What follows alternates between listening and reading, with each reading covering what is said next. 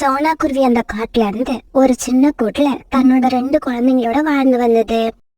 குழந்தைங்க முட்டையில இருந்து வெளிவரத்துக்கு 2 நாளைக்கு முன்னாடி ஒரு விபத்துல அவங்களோட அப்பா ராணா குருவி இறந்து போயிடுச்சு. அதுல இருந்து குழந்தைங்கள வளர்க்குற முழு பொறுப்பும் சோனா குருவிக்கு வந்துருச்சு.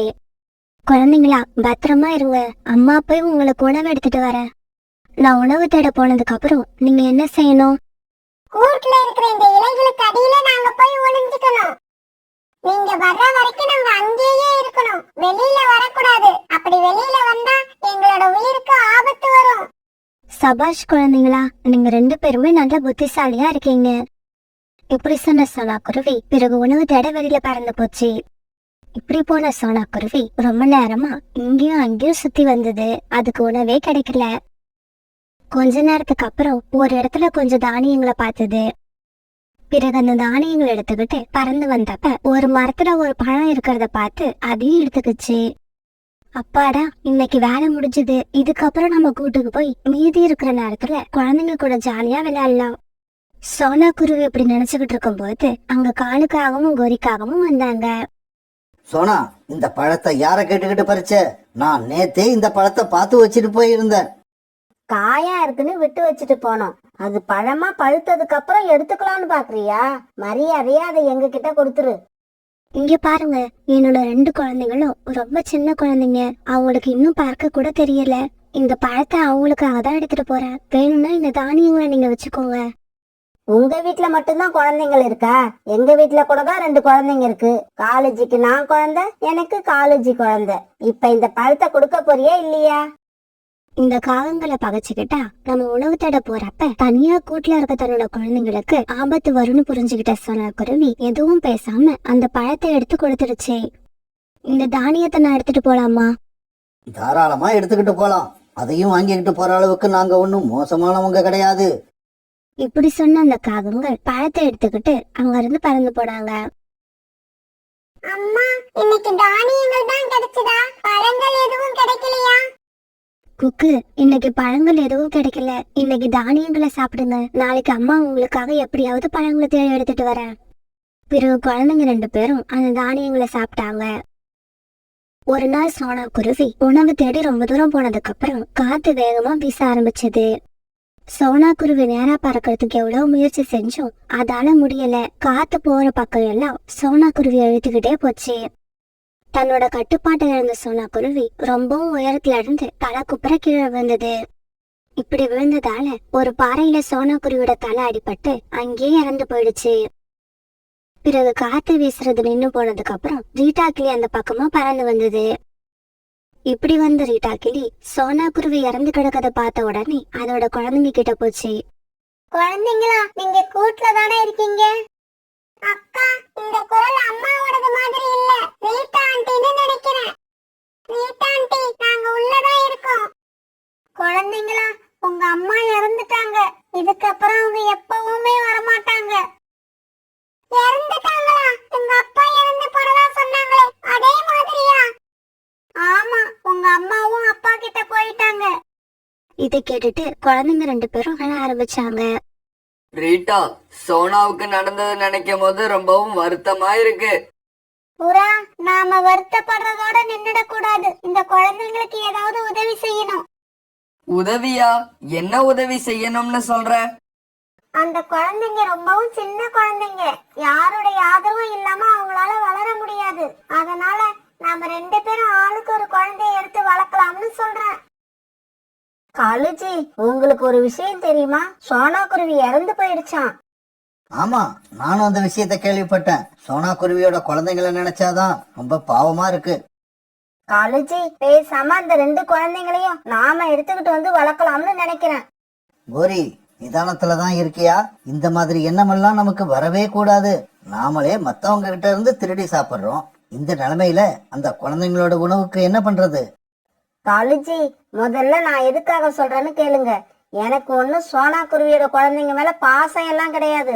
கொஞ்சம் யோசிச்சு பாருங்க. இன்னும் எவ்வளவு நாள் தான் நாமளே திருடி சாப்பிடுறது? அந்த குழந்தைங்களை எடுத்துக்கிட்டு வந்து கொஞ்சம் கஷ்டப்பட்டு வளர்த்துட்டோம்னா பிறகு அந்த தொழிலை அவங்களுக்கு கத்து கொடுத்து அவங்கள திருட வைப்போம். அதுக்கப்புறம் நீங்க ராஜா, நான் ராணி. கால் மேல கால் போட்டு வீட்டுல உட்காந்து சாப்பிட்டுக்கிட்டே காலத்தை ஓட்டலாம். கோரி, உன்னோட மூளைக்கு எதுவுமே ஈடாகாது. இப்பவே போய் சோனா குருவியோட குழந்தைங்களை தூக்கிக்கிட்டு வந்துடுறேன். காலுக்காக இப்படி போனப்ப குழந்தைங்களை தூக்கிட்டு போறதுக்காக அங்க புறாவும் ரீட்டாக்கிலையும் வந்திருந்தாங்க. ஆமா, நீங்க 2 பேரும் எதுக்காக இங்க வந்திருக்கீங்க? அம்மா இல்லாத இந்த குழந்தைங்களை நாங்க 2 பேரும் ஆளுக்கு ஒரு குழந்தைய தூக்கிட்டு போய் வளர்க்க போறோம். என்னது, ஆளுக்கு ஒரு குழந்தைய தூக்கிட்டு போக போறீங்களா? உங்களுக்கு ஏதாவது அறிவு இருக்கா? இந்த குழந்தைங்க அம்மாவையும் அப்பாவையும் அடுத்தடுத்து பறி கொடுத்துட்டு தவிச்சுக்கிட்டு இருக்காங்க. இந்த நிலைமையில அக்கா தம்பி 2 பேரையும் பிரிக்க நினைக்கிறது ரொம்ப தப்பு. அதனாலதான் நான் இந்த 2 குழந்தைங்களையுமே எடுத்துக்கிட்டு போய் வளர்க்கலாம்னு முடிவு பண்ணியிருக்கேன். பிறகு புறாவும் ரீட்டாக்கிலையும் காலுக்காகத்தோட பேச்சை ஏத்துக்கிட்டாங்க. காலுக்காகவும் குழந்தைங்க கிட்ட இப்படி பேசுச்சு. குழந்தைங்களா, கவலைப்படாதீங்க. இன்னையில இருந்து உங்களை நான் எடுத்துக்கிட்டு போய் வளர்க்குறேன். அங்கிள், எங்களுக்கு இன்னும் பறக்க கூட தெரியாது. எங்களுக்கு தானியங்களை யார் கொண்டு வந்து கொடுப்பா?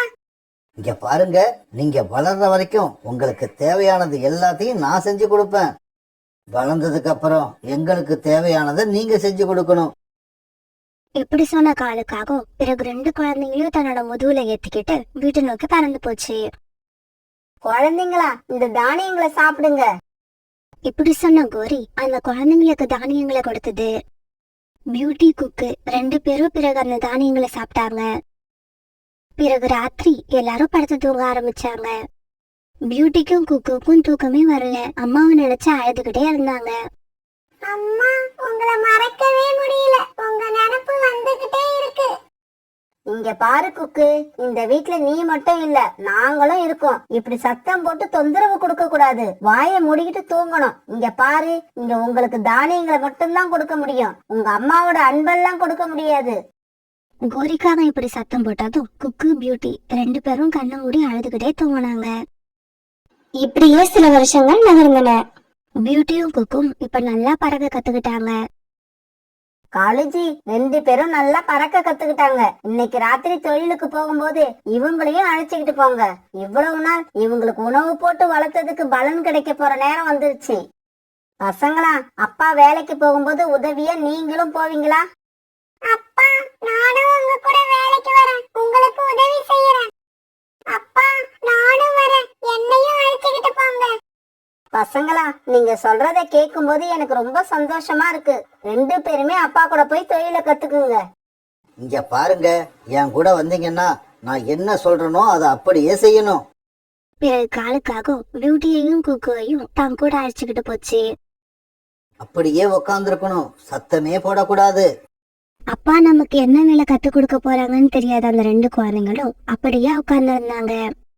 இங்க பாருங்க பசங்களா, இப்ப இந்த வீட்டுல உள்ளவங்க எல்லாம் நல்லா தூங்கி இருப்பாங்க.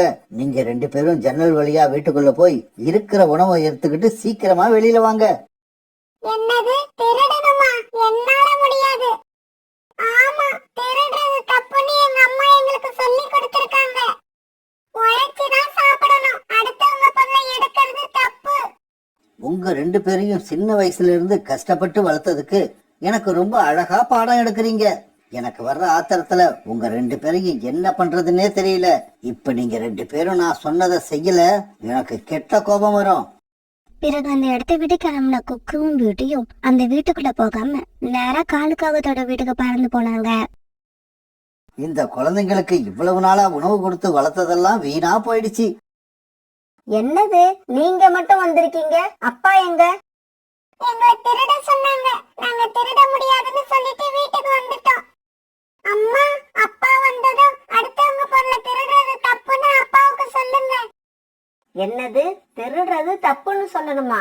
இங்க பாருங்க பசங்களா, நீங்க திருடுவீங்கன்னு நம்பிக்கை வச்சுதான் உங்களை இத்தனை நாளா உங்களுக்கு உணவு கொடுத்து வளர்த்தோம்.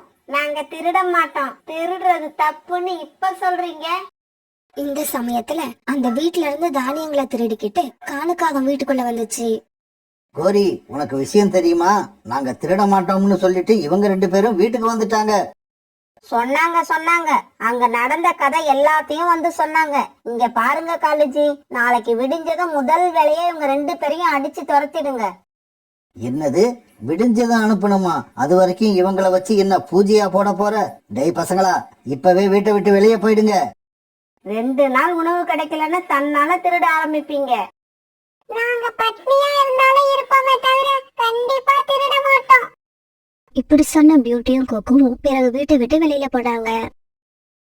இப்படி போன குக்குவும் பியூட்டியும் அம்மா கூட வாழ்ந்த அதே கூட்டுல போய் உட்கார்ந்தாங்க.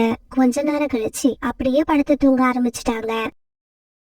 குழந்தைங்களா, இன்னைக்கு இங்க நடந்துகிட்டத பார்த்து அம்மாவுக்கும் அப்பாவுக்கும் ரொம்ப சந்தோஷமா இருந்தது.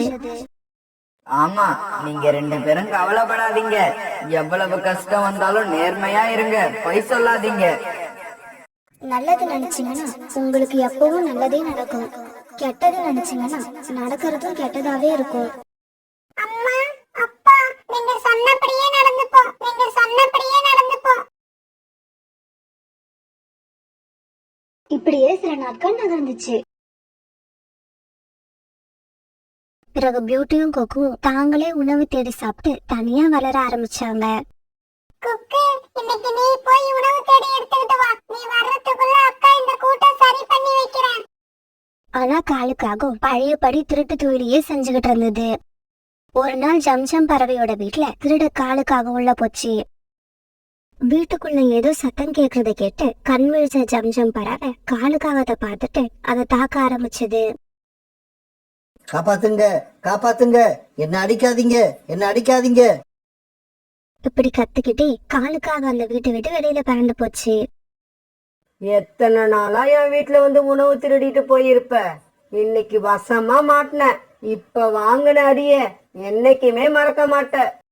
எப்படியோ தட்டு தடுமாறி வீட்டுக்கு போன காலுக்காகவும் வீட்டுல போய் பொத்துன்னு விழுந்தது. காலேஜி, என்ன ஆச்சு? உங்க ரெக்கையில இருந்து இவ்வளவு ரத்தம் வருது. காலுக்காக அழுதுகிட்டே நடந்தது எல்லாத்தையும் சொல்லுச்சு. கோரி, இதுக்கப்புறம் என்னால பறக்க முடியாதுன்னு நினைக்கிறேன். என்னோட ரெக்கைகள்ல வலி ரொம்ப அதிகமா இருக்கு. காலுக்காகவும் இப்படி சொன்னதை கேட்ட கோரிக்காகவும் அழ ஆரம்பிச்சது. காலேஜி, இனிமே நான் உங்களை பாப்பனா இல்ல உணவு தேடி எடுத்துக்கிட்டு வருவனா? எனக்கு எதுவுமே புரியல. வாழ்க்கையே இருந்து போன மாதிரி இருக்கு. இப்படி அழ ஆரம்பிச்ச கோரிக்காகவும் மறுநாள் காலையில வரைக்கும் அழுதுகிட்டே இருந்தது. காலையில யாரும் வாசல் கதவு தட்டுற சத்தம் கேட்டது. கோரி வாசலுக்கு போய் பார்த்தப்ப குக்குவும் பியூட்டியும் அங்க இருந்தாங்க. அம்மா, அப்பாவால இதுக்கப்புறம் பறக்க முடியாதுன்னு கேள்விப்பட்டோம். அத நினைச்சு அழாதீங்கம்மா. இதுக்கப்புறம் உங்களுக்கும் அப்பாவுக்கும் நாங்க உணவு எடுத்துக்கிட்டு வரோம். ஆமாம்மா, நீங்க எங்களுக்கு உணவு கொடுத்து வளர்த்தீங்க. இப்ப எங்களோட முறை வந்திருக்கு. நாங்க இனிமே உங்க கூடவே இருக்கோம். உங்களுக்கு தேவையானது எல்லாத்தையும் செய்யறோம். ஆனா தயவு செய்து எங்களை திருட சொல்லாதீங்கம்மா. நாங்க நேர்மையான முறையில வாழ்ந்து உங்களையும் அப்பாவையும் சந்தோஷமா வச்சிருப்போம். இப்படி சொன்ன அந்த குழந்தைகளை கோரிக்காவை அழுதுகிட்டே தன்னோட ரெக்கையால அடைச்சுக்கிச்சு. குழந்தைங்களா, நீங்க 2 பேரும் ஜெயிச்சிட்டீங்க. உங்களோட நேர்மைக்கு முன்னாலே எங்களோட திருட்டுத்தனம் தோத்து போயிடுச்சு. குழந்தைங்களா, இதுக்கப்புறம் நீங்க எங்க கூடவே இருங்க. எங்களை விட்டுட்டு எங்கேயும் போயிடாதீங்க. அதுக்கப்புறம் குக்குவும் பியூட்டியும் அதே வீட்டுல வாழ்ந்து காலுக்காகத்தையும் கோரிக்காகத்தையும் ரொம்ப சந்தோஷமா வச்சுக்கிட்டாங்க. இங்க பாருங்க நண்பர்களா, எல்லாரும் எப்பவும் நேர்மையாவும் உண்மையாவும் இருங்க. அப்படி இருக்கிறவங்களுக்கு எப்பவுமே தோல்வியே கிடையாது. அம்மா, எனக்கு பசிக்குது. அம்மா, எனக்கும் பசிக்குது. ஏதாவது சாப்பிட கொடுங்க. சோனா குருவியோட 2 குழந்தைங்க இந்த மாதிரி சொல்ல 3வது குழந்தை எதுவும் பேசாம அம்மா முகத்தை பார்த்துக்கிட்டே இருந்தான். அக்காவுக்கும் அண்ணனுக்கும் அம்மா சாப்பாடு கொடுத்தா நமக்கும் கிடைக்குன்னு அமைதியா இருந்தான். ஆனா இந்த சமயத்துல சோனா குருவி மனசுதான் ரொம்பவும் கஷ்டப்பட்டுக்கிட்டு இருந்தது. இதுக்கப்புறமும் இப்படி வீட்டுல உட்காந்துருக்கிறதுல அர்த்தம் இல்லை. ஏதாவது செஞ்சு நம்ம குழந்தைங்களுக்கு உணவு கொடுத்தே ஆகணும். யார்கிட்ட கேட்கறது? காலனும் கோரி அக்காவும் தான் கொஞ்சம் பணக்காரவங்க. அவங்க கிட்ட போய் கேட்டா கண்டிப்பா உணவு கிடைக்கும். இப்படி நினைச்ச சோனா குருவி காலுக்காகத்தோட வீட்டு நோக்கி பயந்து போச்சு. இப்படி போன சோனா குருவி காலுக்காகத்தோட வீட்டு கதவை தட்டுச்சு. கோரி அக்கா, கோரி அக்கா, கொஞ்சம் சீக்கிரம் கதவை தரங்க. சோனா குருவி கூப்பிட்ட சத்தத்தை கேட்டு காலுக்காக வெளியில வந்தது. சோனா, இந்த மழையில கொடை கூட எடுக்காம வந்திருக்க, என்ன விஷயம்? காலன்னா, என்னோட குழந்தைங்க 2 நாளா எதுவும் சாப்பிடாம இருக்காங்க. எங்க வீட்டுல எந்த உணவும் இல்ல. உங்ககிட்ட இருக்கிற தானியங்களை கொஞ்சம் எனக்கு கொடுங்க. இதை நான் கடனா தான் கேக்குறேன். மழை விட்டதும் அந்த தானியங்களை உங்களுக்கு நான் திருப்பி கொடுத்துட்றேன். சோனா, உனக்கே தெரியும், நான் ஒரு பொம்மை வியாபாரி. பொம்மை வித்து தான் எங்க பழப்பே நடக்குது. 4 நாளா இந்த மழையால பொம்மைய வியாபாரத்துக்கு எடுத்துக்கிட்டு போகவே முடியல. அப்புறம் எப்படி எங்க வீட்டுல உணவு இருக்கும்? இருந்தாலும் உன்னை பார்க்கவும் பாவமா இருக்கு. இரு, வீட்டுல நாங்க வச்சிருக்க தானியங்கள்ல இருந்து உனக்கு கொஞ்சம் எடுத்துக்கிட்டு வரேன். காலண்ணா உங்களுக்கு ரொம்ப நன்றி. சீக்கிரமா எடுத்துட்டு வாங்க. மழையில என் குழந்தைங்கள தனியா விட்டுட்டு வந்திருக்கேன். சோனா குருவி இப்படி சொல்லிக்கிட்டு இருக்கும்போது கோரிக்காகம் வெளியில வந்தது. என்ன காலுஜி, இருக்கிற தானியங்களை எடுத்து கொடுத்துட்டு என்ன பட்டினி போட்டு கொல்லலாம்னு முடிவு பண்ணிட்டீங்களா? கோரிக்காவை இப்படி சொன்ன உடனே காலுக்காக எதுவுமே பேசாம மௌனமா நின்னுது. கோரிக்கா, கொஞ்சம் பெரிய மனசு பண்ணுங்க. இந்த தானியங்களை நான் எனக்காக கேட்கல, என்னுடைய குழந்தைங்களுக்காக தான் கேட்கிறேன். சோனா, நீ தானியங்களை யாருக்காக வேணாலும் கேளு, ஆனா எங்க கிட்ட இருந்தா தானே கொடுக்க முடியும். இருக்கிற கொஞ்சம் தானியங்களையும் உங்ககிட்ட கொடுத்துட்டு நாங்க பட்டினி கிடக்கணும்னு அவசியம் இல்லை. இதை கேட்டுட்டு சோனா குருவி அழ ஆரம்பிச்சது. சோனா, ஏற்கனவே மழை பெஞ்சு எங்க வீட்டை சுத்தி தண்ணி தேங்கி நிக்குது. அது கூட உன் கண்ணீரும் சேர்ந்தா அப்புறம் வெள்ளமே வந்துரும். கோரி, என்ன கொஞ்சம் கூட இரக்கமே இல்லாம பேசுற? கொஞ்சம் தானியங்களை சோனா குருவிக்கு கொடுத்தா நாம ஒன்னும் குறைஞ்சு போயிட மாட்டோம். நாம குறைய மாட்டோம், நம்ம கிட்ட இருக்கிற தானியங்கள் குறைஞ்சு போயிடும். கோரியக்கா, நீங்க என்ன வேணாலும் சொல்லுங்க, நான் அதை செய்யறேன். எனக்கு சம்பளம் கூட வேண்டாம், கொஞ்சம் தானியங்களை கொடுங்க. அதை கொண்டு போய் என் குழந்தைங்க கிட்ட கொடுத்துட்டு வந்து நீங்க சொல்ற வேலையை செய்யறேன். சோனா, நீ சொல்றபடி நான் நடக்க மாட்டேன். நான் சொல்றதான் நீ கேட்கணும். இப்படி மழை பெய்யறதால 4 நாளா காலேஜி பொம்மை வியாபாரத்துக்கு போகல. நீ ஒண்ணு பண்ணு, நான் பொம்மைகளை தரேன். அதை எடுத்துக்கிட்டு போய் வித்துட்டு வந்து கொடுத்துட்டு உனக்கான சம்பளத்தை வாங்கிட்டு போ. கோரியக்கா, இந்த மழையில பொம்மைங்களை எடுத்துட்டு போனா யாரும் வாங்க மாட்டாங்க. மழை விட்டதும் உங்க பொம்மைங்களை வித்து தரேன். இப்ப எனக்கு கொஞ்சம் தானியங்களை கொடுங்க. இங்க பாரு சோனா, உன் குழந்தைங்களுக்கு உணவு கிடைச்சி அவங்க உயிரோடு இருக்கணும்னு நீ நினைச்சா நான் கொடுக்குற பொம்மைகளை எடுத்துக்கிட்டு போய் வித்துட்டு வா. இல்லன்னா இடத்த காலி பண்ணு. காலேஜி, நீங்க ஏன் இன்னும் இங்க நின்றுட்டு இருக்கீங்க? சீக்கிரமா உள்ள போங்க. நீங்க வெளியில நிக்க நிக்க உங்களுக்கு இறக்க குணம் அதிகமாகிக்கிட்டே போகும். மழையில பொம்மைகளை எடுத்துட்டு போனா வியாபாரம் ஆகாது. இது சோனா குருவிக்கு நல்லா தெரியும். இருந்தாலும் இப்ப சோனா குருவிக்கு இதை விட்டா வேற வழியே இல்லை. மழையா இருந்தாலும் பரவாயில்ல, பொம்மைங்களை எடுத்துட்டு போய் விற்கிறதுக்கு முயற்சி பண்ணி தான் ஆகணும். குரியக்கா, உங்க பொம்மைங்களை எடுத்துட்டு வந்து கொடுங்க, நான் பொம்மைகளை போய் வித்துட்டு வரேன். சோனா, நீ ஒரு பாசமுள்ள தாய்ங்கிறத ப்ரூவ் பண்ணிட்ட. இதோ இரு, இப்பவே போய் பொம்மைகளை எடுத்துட்டு வர. கோரிக்காக கொண்டு வந்து கொடுத்த கூடை எடுத்துக்கிட்டு பொம்மைகளை வியாபாரம் பண்றதுக்காக சோனா குருவி பறந்து போச்சு. சாதாரணமா மழையில பறந்து போறது பறவைகளுக்கு கஷ்டமா இருக்கும். இந்த நிலையில கூடையை தூக்கிக்கிட்டு மழையில பறந்து போறது சோனா குருவிக்கு ரொம்பவும் கஷ்டமா இருந்தது. பொம்மை வாங்குங்க, யாராவது பொம்மை வாங்குங்க, என்னோட குழந்தைங்களுக்காக யாராவது பொம்மை வாங்குங்க. சோனா, இந்த மழையில பொம்மை வைக்கணும்னு உனக்கு என்ன அவசியம்? உனக்கு 3 குழந்தைங்க இருக்காங்க, ஞாபகம் இருக்குல்ல? இப்படி மழையில நினைஞ்சு உன் உடம்புக்கு ஏதாவது ஆயிடுச்சுன்னா அந்த குழந்தைங்களை யார் பாதுகாப்பா? இந்த மழையில நான் பொம்மைங்களை விற்கிறது என் குழந்தைங்க உயிரோட இருக்கிறதுக்காக தான். என் குழந்தைங்க மேல உங்களுக்கு உண்மையிலேயே அக்கறை இருந்தா தயவு செய்து ஒரு பொம்மையை வாங்கிக்கோங்க. நீ என்ன சொல்றன்னு எனக்கு எதுவுமே புரியல. பிறகு சோனா குருவி தான் பொம்மை விற்க வந்த கதையை ஜம்ஜம் பறவைக்கிட்ட சொல்லுச்சு. சோனா, உன்னோட நிலைமைய கோரிக்காக தனக்கு சாதகமா பயன்படுத்திக்குது. இது ரொம்ப கெட்ட விஷயம். அண்ணா, தயவு செய்து ஒரு பொம்மையை வாங்குங்க. என் குழந்தைங்களுக்காக நீங்க செய்யற உதவியா நினைச்சுக்கோங்க. சோனா, என் நிலைமைய உங்ககிட்ட எப்படி சொல்றதுன்னு தெரியல. வீட்டுல பணமும் இல்ல, உணவும் இல்ல. யார்கிட்டயாவது கடன் கேட்கலான்னு வெளியில வந்த, அதுவும் கிடைக்கல. தயவு செய்து என்ன மன்னிச்சிடு. இப்படி சொன்ன ஜம்ஜம் பறவை பிறகு அங்கிருந்து பறந்து போயிடுச்சு. கொஞ்ச நேரம் அதே இடத்துல உட்கார்ந்த சோனா குருவி மனம் உடைஞ்சு அழுதுகிட்டே இருந்தது. சோனா குருவி இப்படி மனசு உடைஞ்சு அழுததை பார்த்த ஒரு பாபா சோனா குருவி கிட்ட வந்தாரு. குருவி, ஏன் இந்த மழையில இங்க உட்காந்து அழுதுகிட்டு இருக்க? பாபாஜி, நான் என் குழந்தைங்களுக்காக இந்த பொம்மைங்களை வியாபாரம் செய்ய எடுத்துட்டு வந்திருக்கேன். எல்லா பொம்மைகளும் விட்டு போகணும்னு நான் ஆசீர்வாதம் பண்ணுவேன். பிறகு கொஞ்ச நேரம் கண்ணு மூடி உட்கார்ந்துருந்த பாபாஜி பிறகு இப்படி பேச ஆரம்பிச்சாரு. குருவி, இந்த பொம்மைகளால தான் உன் குழந்தைங்களோட பசி தீரப்போகுது. அதே சமயம் இந்த பொம்மைகள் விற்கிறதால உன் குழந்தைங்களோட பசி தீராது. பாபாஜி இப்படி சொன்ன உடனே சோனா குருவிக்கு எதுவுமே புரியல. பாபாஜி, நீங்க சொல்ற வார்த்தைகளை கேட்டு எனக்கு ஒரே குழப்பமா இருக்கு, கொஞ்சம் தெளிவா சொல்லுங்க. நான் இப்ப சொன்னது உனக்கு புரியாதுதான். இன்னைக்கு சாயங்காலத்துக்குள்ள நீயே அதுக்கான அர்த்தத்தை புரிஞ்சுப்ப. இப்படி சொன்ன பாபா பிறகு அங்கிருந்து பறந்து போயிட்டாரு. நான் சோர்ந்து போக மாட்டேன். என் குழந்தைங்களுக்காக என் உயிர் உள்ள வரைக்கும் முயற்சி செய்வேன். எப்படியாவது இந்த பொம்மைகளை வித்தே தீருவேன். இப்படி சொன்ன சோனா குருவி பிறகு பொம்மைகளை வீடு வீடா கொண்டு போச்சு. சோனா குருவியை பார்த்து இறக்கப்பட்ட சில பறவைகள் பொம்மைகளை வாங்க ஆரம்பிச்சாங்க. இது சோனா குருவிக்கு ரொம்ப உற்சாகத்தை கொடுத்தது. அந்த உற்சாகத்தோட பொம்மைகளை எடுத்துக்கிட்டு இன்னும் பல இடங்களுக்கு போச்சு.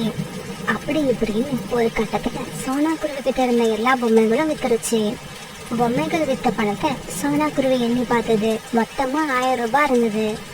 சோனா குருவி அந்த பணத்தை எடுத்துக்கிட்டு ரொம்பவும் மகிழ்ச்சியா காலுக்காவத்து வீட்டுக்கு போச்சு. கோரி அக்கா வெளியில வாங்க, நீங்க கொடுத்த எல்லா பொம்மைகளையும் நான் வித்துட்டேன். இந்த சத்தத்தை கேட்ட கோரிக்காவும் வெளியில வந்தது. காலிப்பொடிய பார்த்ததும் கோரிக்காவும் ரொம்பவும் ஆச்சரியப்பட்டுச்சு. சோனா, பொம்மைகளை வித்துட்டு வந்தியா இல்ல எங்கேயாவது கீழே கொட்டிட்டியா?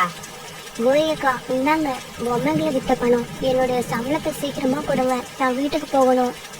ரொம்ப அவசரப்படாத சோனா, கொஞ்சம் பொறுமையா இரு. இப்படி சொல்லிட்டு வீட்டுக்குள்ள போன கோரிக்காவும் மறுபடியும் கொஞ்சம் பொம்மைகளை எடுத்துட்டு வந்தது. சோனா, இந்த பொம்மைகளை எடுத்துக்கிட்டு போ. இந்த பொம்மைகளை வித்து வர்ற பணத்தை நீ என்கிட்ட கொடுக்க வேண்டாம். அதுதான் உன்னோட சம்பளம். அதை நீயே வீட்டுக்கு எடுத்துக்கிட்டு போகலாம். கோரி அக்கா, நீங்க செய்யறது ரொம்ப அநியாயம். இந்த மழையில பொம்மைகளை விற்க நான் எவ்வளவு கஷ்டப்பட்டேன்னு எனக்கு தான் தெரியும். தயவு செய்து என்னோட சம்பளத்தை கொடுங்க, நான் சீக்கிரமா வீட்டுக்கு போகணும். சோனா, எனக்கு ஒரு விஷயத்த ஒரு தடவை சொல்லிதான் பழக்கம். இஷ்டம் இருந்தா பொம்மைகளை வியாபாரம் பண்ணி பணத்தை எடுத்துக்கிட்டு வீட்டுக்கு போ. இல்லன்னா பொம்மைகள் இங்கேயே இருக்கட்டும், நீ போகலாம். இப்படி சொன்ன கோரிக்காவோ பிறகு வீட்டுக்குள்ள போயிடுச்சு. கோரி அக்கா பேச்சை கேட்டு பொம்மைகளை வித்துட்டு வந்தது பெரிய தப்பு. அந்த நேரத்துல என் குழந்தைங்க உணவுக்காக நான் வேற ஏதாவது முயற்சி பண்ணியிருக்கலாம். இப்படி கொஞ்ச நேரம் அழுத சோனா குருவி மறுபடியும் அந்த பொம்மைகளை தூக்கிட்டு பறந்து போச்சு. மறுபடியும் பொம்மைகளை தூக்கிட்டு வியாபாரம் பண்ண போன சோனா குருவி கிட்ட யாருமே பொம்மைகளை வாங்கல. இந்த குருவிக்கு இப்ப பேராசை அதிகமாயிடுச்சுன்னு நினைக்கிறேன். ஆமா, குழந்தைகள் பசியா இருக்குன்னு சொன்னதால நான் கூட இந்த குருவி கிட்ட பொம்மைகளை வாங்கினேன். நாம அப்படி வாங்கினதால இந்த குருவிக்கு பேராசை வந்து இப்ப மறுபடியும் பொம்மைகளை தூக்கிட்டு வந்திருக்கு. எல்லா பறவைகளும் எனக்கு பேராசை வந்துட்டுதான் நினைக்கிறாங்க. ஆனா உண்மை என்னன்னு எனக்கும் அந்த கடவுளுக்கு மட்டும்தான் தெரியும். இப்படி யோசிச்ச சோனா குருவி பிறகு பொம்மைகளை தூக்கிக்கிட்டு பக்கத்து காட்டுக்கு பறந்து போச்சு. ஆமா, இந்த மழையில பொம்மை வியாபாரம் செய்ய வந்திருக்க. இங்க யாரும் உங்ககிட்ட பொம்மை வாங்க மாட்டாங்க. நேரத்தை வீணாக்காம இந்த பொம்மைகளை எடுத்துக்கிட்டு நீ கிளம்பலாம். அந்த பறவைகள் சொன்னதை கேட்ட சோனா குருவிக்கு மறுபடியும் அழக வந்துருச்சு. இப்படி அழுதுகிட்டே தன்னோட கதையை எல்லா பறவைகள் கிட்டையும் சொல்லுச்சு. சோனா குருவியோட கதையை கேட்ட பறவைகளுக்கு மனசுல இறக்கம் வந்துருச்சு. சரி வாங்க, நாம எல்லாரும் ஆளுக்கு கொஞ்சம் பணம் போட்டு இந்த குருவி கிட்ட இருந்து ஒரு பொம்மைய விலைக்கு வாங்குவோம்.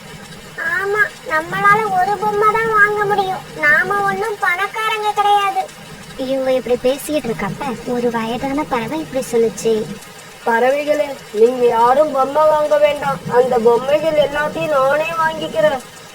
இப்படி சொன்ன அந்த வயதான பறவை சோனா குருவி அழைச்சிட்டு தன்னோட வீட்டுக்கு போச்சு. அந்த பறவையோட வீடு ரொம்பவும் பெருசா இருந்தது. இங்க பாரு குருவி, இந்த பொம்மைகள் இங்கேயே இருக்கட்டும். நீ போய் முதல்ல உன்னோட 3 குழந்தைங்களையும் இங்க அழைச்சிக்கிட்டு வா. அம்மா, நீங்க இந்த பொம்மைகளை எடுத்துக்கிட்டு அதுக்கான காசு கொடுங்க, நான் சீக்கிரம் வீட்டுக்கு போகணும். அதுவும் இல்லாம இந்த மழையில என் குழந்தைங்களை இங்க அழைச்சிட்டு வர்றத நான் விரும்பல. இந்தா, இந்த கொடையை எடுத்துக்கிட்டு போ. உன் 3 குழந்தைங்களையும் இங்க அழைச்சிக்கிட்டு வா. என் பேச்சை கேட்டா உனக்கு எல்லாமே நல்லதாவே நடக்கும்.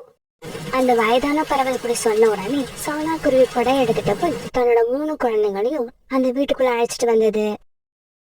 அந்த வயதான பறவை குழந்தைகள் வந்த உடனே அவங்களுக்கு இனிப்பான பழங்களை கொடுத்தது. இங்க பாரு குருவி, நீ இதுக்கப்புறம் எங்கேயும் போய் பொம்மை வியாபாரம் செய்யணும்னு அவசியம் கிடையாது. என் கூட இந்த வீட்லயே இரு. எனக்கு சொந்தம்னு யாருமே இல்ல. இதுக்கப்புறம் என்னோட சொந்தம் எல்லாம் நீயும் உன்னோட 3 குழந்தைங்களும் தான். அதுக்கப்புறம் சோனா குருவி வாழ்க்கையில கஷ்டங்கிற பேச்சுக்கே இடம் இல்லாம போயிடுச்சு. அந்த பறவை கூட அந்த வீட்டுல ரொம்ப சந்தோஷமா வாழ ஆரம்பிச்சது. இப்படி கொஞ்ச நாள் போனதுக்கு அப்புறம் தான் அந்த பாபாஜி சொன்ன வார்த்தையோட அர்த்தம் சோனா குருவிக்கு புரிய ஆரம்பிச்சது.